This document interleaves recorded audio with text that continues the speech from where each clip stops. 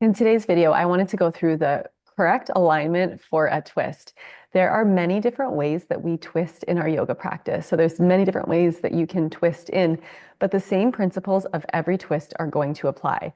And so in Katoni Yoga, we really focus on setting the alignment of the structure of the body. This ensures that the bones are in the center and then all the muscles can unwind based upon that. Our muscles tend to hold a lot of habits. And so habitual movement creates our muscles. When this habitual movement is not in true alignment, it actually creates misalignments in the body.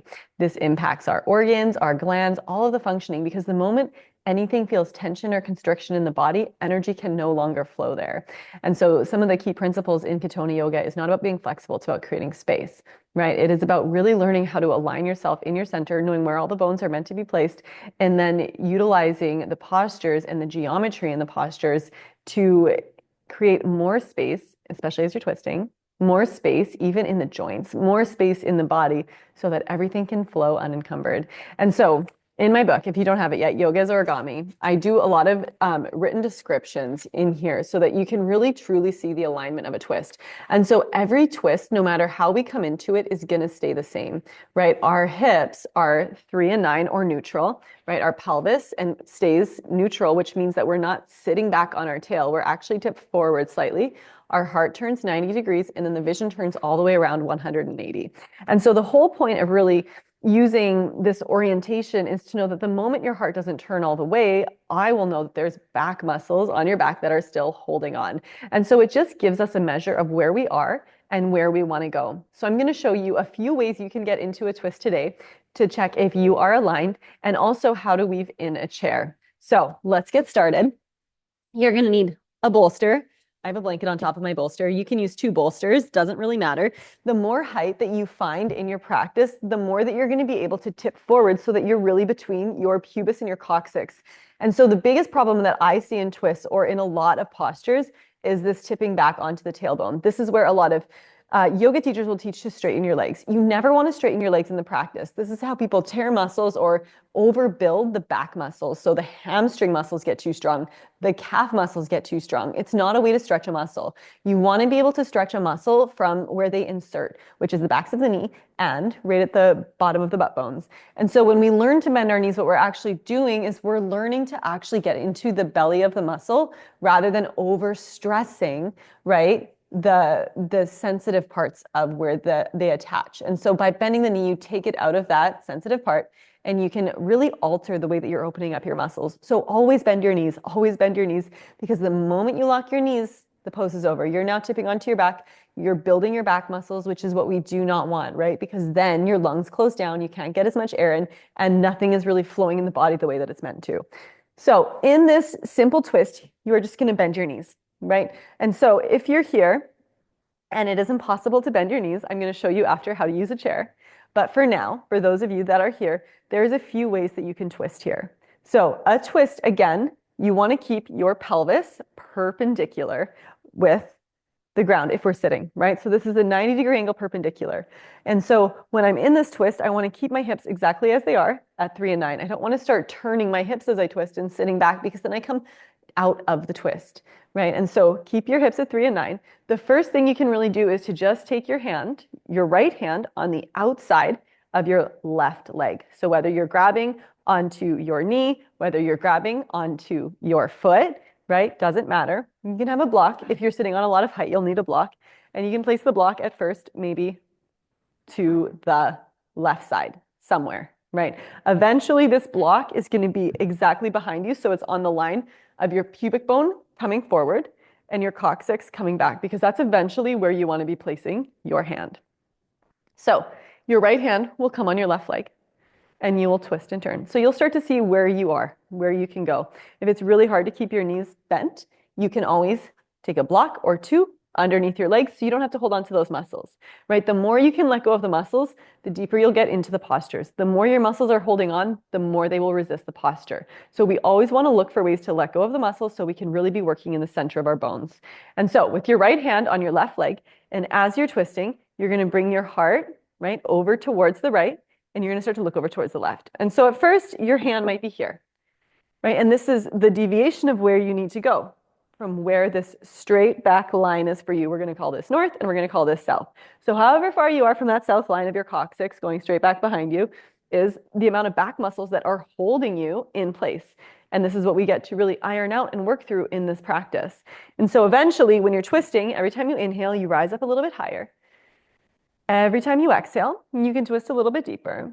And so again, just like in the picture and just like in the diagram, when our sacrum is perpendicular with the ground, when we're really centered between our pubis and coccyx and not sitting back on our tail, otherwise you're going to be twisting inside of your spine, and you don't want to be twisting inside of your spine. You want to be revolving out and around your spine. This is the only way to open it up safely, right? And then you look behind you, your heart is eventually going to turn 90. So this whole heart that was pointed north, my nose pointing north on this straight line, now my heart is turning so that eventually it is on the left side, we're going to call this east, right? And then eventually my nose is going to be back south. And so when we're here, we always want to bring the front body forward and around. So a twist is literally a revolution on your central channel, which goes from the universe through your skull, through your throat, through your torso, through your perineum, and into the earth. So as you're twisting here, every time you inhale again, you're going to come out of the pose a little bit. And every time you exhale, you're going to get a little bit deeper into the pose. If you're close enough to a wall and not leaning back into the wall, but bending your elbow a little bit and actually being at the wall, you can bring your hands onto the wall and actually use the wall to twist you. It's really amazing to use anything you can to your advantage when you're practicing, right? Anything that will allow you to get into the posture easier, props, the wall, right? Anything. And so same thing for the other side. You will see where it's hard for you to twist. Like for me, I can already tell my right side is far harder for me to twist. So I know that I have my right arm coming forward slightly. I have this little torque in my body, which also makes me know that like when I set myself up, eating, computering, whatever, I do it over to my left side.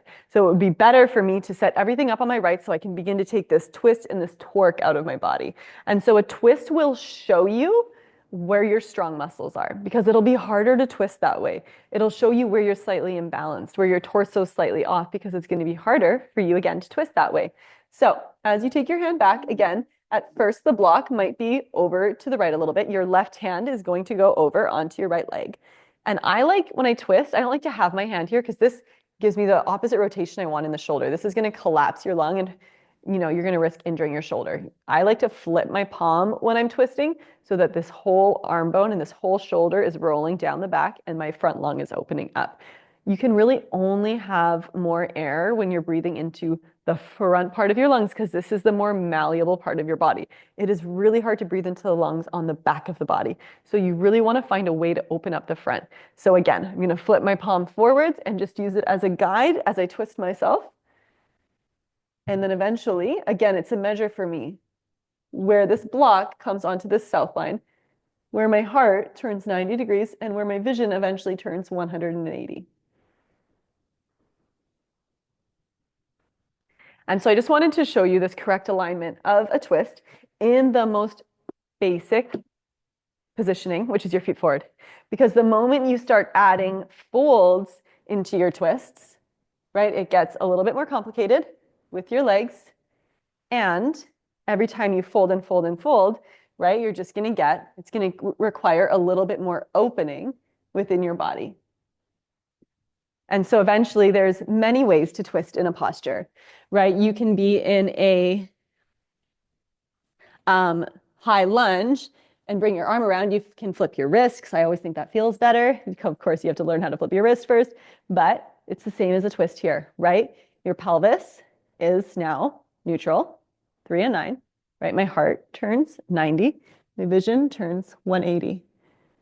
And so there's so many different ways you can incorporate just this simple alignment of the twist into your own practice. Now again, as promised, if it is hard for you to sit down and twist and find yourself centered on your pelvic floor, if you're finding you're always sitting back on your tail, then I really recommend utilizing a chair here because it'll take this intense angle out of your legs, right? And bend your knees will give you more ease in your hips. And so you want your feet hip distance, which is 1 foot distance. You don't want your knees knocking in, right? You still want to be aligned in your lower body. And then again, you can work a twist either by holding onto the chair, your leg, grabbing the wall, grabbing the chair, wherever you can. And then you can work the same principles here, inside of your chair, on top of your chair. And so the chair is a great tool, not only for people that are stiff, but for people that are too flexible as well. Because a chair will really give you a good boundary and teach you how not only to work in your hips, but to do it with a lot of space, right? Because the chair will give you the gift of like a lot of air underneath you. So it's going to give you a lift that might be harder to find when you're in the posture on the mat on the floor. And so again, utilizing the twist here with the chair, even if it's just a little bit, even if you are just holding onto your leg. The one thing you will want to be really careful with the chair is that there's going to be a tendency as you twist for this right knee to come forward and for your hips to come out of alignment. So you always just want to make sure your knees are not moving when you're twisting. And if this knee starts to move forward, right, as you're twisting, you're just going to have to keep working on anchoring back this right leg bone into the hip socket and pressing more into your left leg as you twist.